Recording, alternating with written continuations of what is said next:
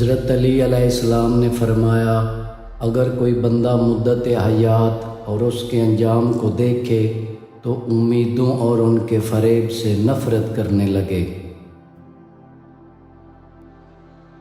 ہر شخص کے مال میں دو حصہ دار ہوتے ہیں، ایک وارث اور دوسرے حوادث۔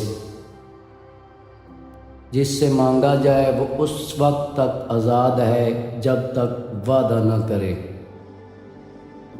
جو عمل نہیں کرتا اور دعا مانگتا ہے وہ ایسا ہے جیسے بغیر چلہ کمان کے تیر چلانے والا۔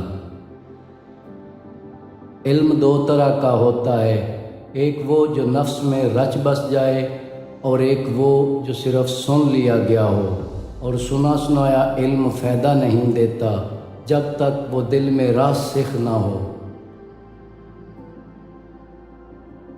ثابت رائے اقبال و دولت سے وابستہ ہے، اگر یہ ہے تو وہ بھی ہوتی ہے، اگر یہ نہیں تو وہ بھی نہیں ہوتی۔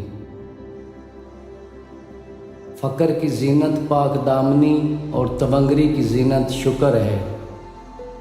گناہ تک رسائی کا نہ ہونا بھی ایک صورت پاک دامنی کی ہے۔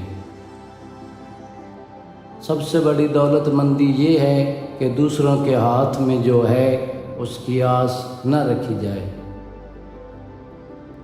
سب سے بھاری گناہ وہ ہے کہ جس کا ارتکاب کرنے والا اسے سبق سمجھے۔